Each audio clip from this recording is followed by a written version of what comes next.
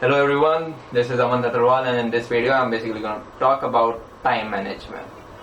So, for a student or an employee who's right now studying or in a college or basically employee who is preparing for some kind of competitive examination, the most important thing is how to manage their time, and that also efficiently. So, talking about the time management, let us first know what is a time. What do I mean by timetable? See, by timetable, it does not mean that you should know what you're going to do in every hour or every minute of the day. But what I mean by timetable is that you should at least have an idea or a structure of what you're going to do in the day, in the next week, in the next 1 month, and in the next 1 year. See, it does not matter who you are in this world. Everyone in this world has only 24 hours, right? And the only thing is, which makes the difference between a successful person and an unsuccessful person, is how they manage their time. I'm not saying this has been proved, it is the truth. I've read many books and I've read many autobiographies, and this is what I've concluded. And so, starting with the time management of the time, let us first talk about how many hours a person should sleep. So, see, there are many types of people, right? The first category are those people who are sleeping for 12 hours in a day. Now, those people who are sleeping for 12 hours in a day, they're basically sleeping for half of their day, and that is indirectly half of their life. See, and what I know is that there will come a day when you will sleep forever. So what I think is that till you are alive, you should use your time more effectively. See, so coming to the next category of people, they are those who sleep for 8 hours a day. They basically sleep for 1/3 of their life and are utilizing only 2/3 part of their life. Not that much productive. Then the most common are 6 hours. So those people who are right now sleeping for 6 hours, they are basically wasting, or you can say not utilizing, 1/4 part of their life, right? And the best, that is the fourth category, and some of the example are Barack Obama. They all sleep only for 4 hours, right? And you would not believe it, this is true. Research have proved that if you sleep for 4 hours, 6 hours, 8 hours, 10 hours or 12 hours, it seriously does not have any effect or impact on your health if you are young and below the age of 35. So what my idea, basically what I want to say is that why to sleep for 8 or 12 hours if you can manage it in only 4 hours? And it is possible. I tried it on myself, and it might be sounding incongruous or absurd to you, but it can be done. It initially, for the first 2-3 days, it's a serious headache, but gradually within 4 to 5 days you become comfortable with it, and you can use your time more effectively because you are adding 4 hours more in a day, right? And okay, so now I've talked about how much hours one should sleep. So basically, I'm in this video going to talk in 3 categories. The first one are those who are right now in the school. The second one are those who are right now in college, and the third one are those who are right now employees and but still are preparing for some kind of competitive examination like SSC, civil services, GRE or GATE, right? So starting with so I told you, now what's the best time for sleeping? Let's talk about this.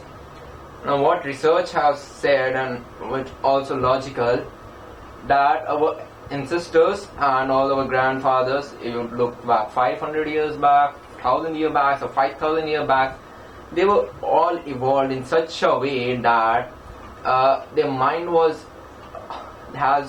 they used to work in the daylight, right? So our mind is configured in such a way that it is more effective and productive during the daylight. So there might be many people who find it that studying during the night is more suitable to them, then this video is not for them. And you can shift. If you are right, you have a habit of studying in the night, you can shift it in the day, and I can guarantee you that will be more effective. But because our mind is configured like that, research have proved this, that we are more effective during daytime. So what I conclude is that the best time for sleeping is 12 to 4 or 11:30 to 3:30, so that by 4 you get ready to study, right? Now coming to how much then what should we do after waking up? From 4 to 8, that is because generally the colleges start from 9 a.m. and the offices also start from 9 or 10 a.m. So from 4 a.m. to 10 a.m. what you can do is you can learn new topics, because during 4 to 8 a.m. the amount of noise pollution in the environment is the least, so you can be more focused, you can learn more topics more effectively, so that will be better. So I would prefer you to learn new things during 4 to 8 a.m. right? And I'm gonna talk later how to take breaks in between, but I will talk about the breaks later. Then what you can do is at 9 you have to go to the college and an office and all stuff, and those who are right now studying in the school, they have to go by 8 a.m. So you can manage half an hour here a little bit. So in the school, how to manage your time effectively. Now suppose you have studied something from 4 to 8 a.m. you have studied some important topics. What you can do is you can just jot down some of the important notes and that you feel you need to revise again. You can write them on a A4 size paper, or what you can do is, just to save time, you can click their pictures, 10 to 15 pictures, and you can just revise them in your office, your college, or for students who are in the school, they can just take out the A4 size paper and then they can just revise them. And this way you can utilize your time more effectively, and you will not be wasting your time, and you will be also revising at the same time. So then I think that school students generally come by 3 p.m. in the afternoon, but for talking about college and employees, they are at home by 5 to 6. So first talking about college students, what they can do is from 6 to 8:30 or from 6 to 9 till their dinner, they should have a revision session. Yes, 2 to 2.5 hours of revision session. Why I'm focusing more on revision session is because as a human beings, we have configured such that we can only remember a thing for 2 to 3 days. So in order to make it permanent, we need to revise it again and again, so that it gets permanent in our mind, right? And one more tip that I would like to give you is that whenever you're studying, you're learning in the 4 to 8 time gap, what you can do is you should just write 10. Suppose you read 100 lines, you should just write 10% of it. Yes, it's effective, right? It's the rule that whatever you are reading, if you write 10% of it, it is more effective. You will learn in a better way. It will be more permanent, because what's the problem during the exam is all students study all the course, but the thing is many of them are not able to remember that till the examination. So in order to remember it, you need to practice and practice again and again. So how should one practice? Suppose you took a topic and it took you 8 hours to study it, right? And 8 hours means two days, right? 4 to 8 a.m. 4 hours, that is 2 days. Now, so first revision will take approximately 4 hours, then you revise it again on the same day. It will take you 2 hours, then revise it again. It will take you half an hour. And in this way, you're going to minimize your revision time. And gradually, what you do is, suppose you revise it for 4 consecutive days, then what you can do is you can revise it alternatively after each alternate days. Then after doing it 2-3 times, you can revise it weekly, then monthly. Because gradually, with time, the amount of things you are learning is also going to increase. So revising all that stuff is also not that much easy. So what you have to do, you have to study one topic, learn one topic, and then make it solid. Then again study one topic and make it solid, and then again learn new topics. You should not learn a lot of things at the same time without revising them. You should learn one particular thing X, then revise it again, revise it so much that it becomes solid. Then again learn one extra topic, then make it solid. This way you're gonna learn also everything, and you're gonna remember also everything. Okay, so I've talked about revision also. So So from the school students, what they can do is, they can, suppose they are at home by 3, so what they can do is they can have a 3 hour more or 2 hour more learning time from 3 to 5, then they can have a rest from 5 to 6, then they have a revision time from 6 to 8:30. Then at 8:30 generally they all have dinner. After dinner you must walk, because when we sit for a long period of time, suppose 3 to 4 hours, so the blood circulation is not that much effective, and the oxygen is not able to reach all parts of our body. So after eating in the afternoon or in the dinner, our mind is not that much efficient, because all the oxygen that we intake is majorly being used for digesting the food, and very less amount of it reaches our brain, so we feel sleepy, right? So just after eating food, take 5 minute rest and then go for a walk for 20 to 25 minutes, right? So that you don't feel sleepy and your blood circulation is also working properly. Then after coming, suppose you are back by 9:30, then you can again have from 9:30 to 11 hours 30, you have 2 hours. You can do all other extra things like your homework, your project work, or any other things. If you don't have anything, then you can again learn, because you are doing learning for about 4, for school student 4 in the morning plus 2 in the afternoon plus 2 at the night. That is basically they are learning for 8 hours. And for the employees and college students, they can basically, especially for college students, 4 hours in the morning and 2 hours in the night. They are learning for 6 hours and revising for 2.5 hours. So 8.5 hours for a college student is more than enough. For employees it might not be possible, because they have their own social life, so it might not be possible that they could revise from 6 to 8:30. But if for the employees, if they have their exam just 3 or 4 months later, I would suggest them that they should take their domestic help, that is, ask their mother or father to take care of their kids and family, and so that they can prepare more effectively during the 3 to 4 months for the competitive examination. Okay, so I basically talked about the whole day time management. Now few extra things, how you should take breaks. See, you should not sit for a long duration. It's not suggestive, because this way your blood circulation stops. So what you can do is, just after every 40 to 45 minutes or half an hour, you should at least stand and move for some time. What you can do is, suppose you are right now studying, you study for 40 to 45 minutes, just go to the kitchen, have a drink of water, have some water, and then come back. This much break is enough. Don't extend it more than 10 minutes, right? And in 40 minutes, if you are taking 5 to 10 minutes of break, it's okay.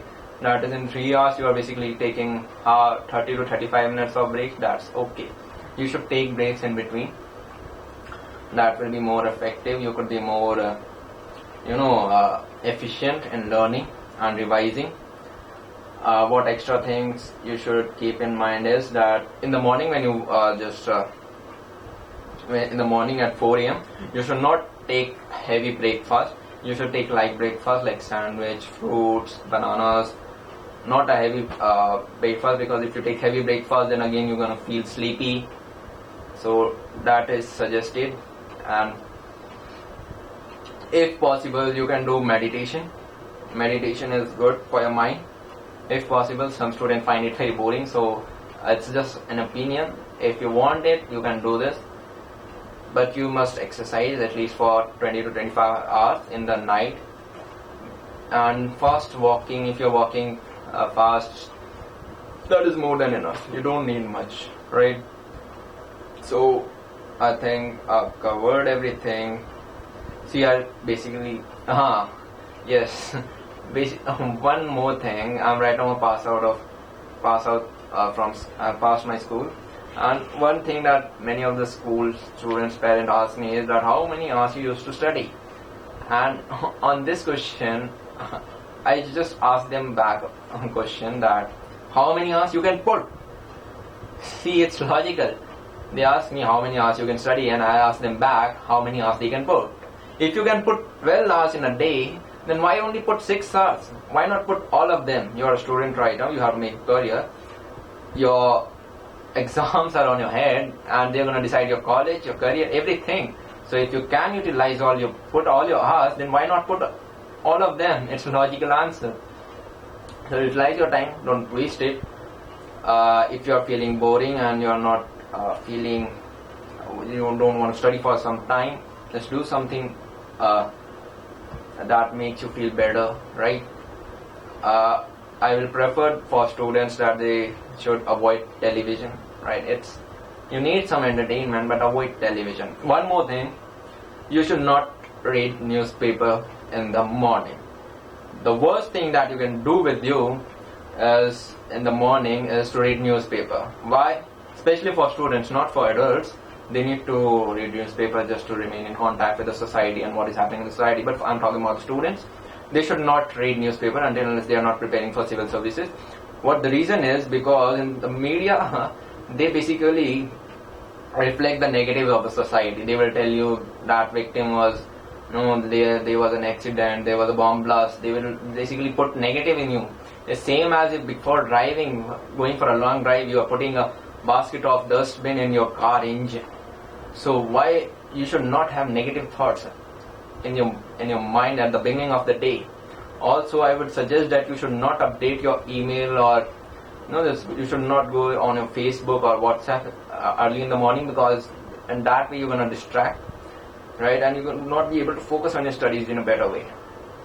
And but take my advice, sleep in the night.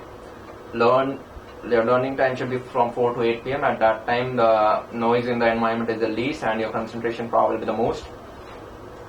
And also at that time, most of the hostel students are sleeping, so no one is going to disturb you. Neither in the family, all the people are also in the family, all the people are sleeping at the time, so nobody is going to basically disturb you from 4 to 8 a.m. So why not study at that time? And in the school, you can revise those notes, take those pictures and just go through them, 10 to 15 pictures, and just go through them. And one more thing, okay, I'm gonna make a second part of this video, and in that second part I am going to talk more about how to manage time more effectively. So till then, thank you, enjoy.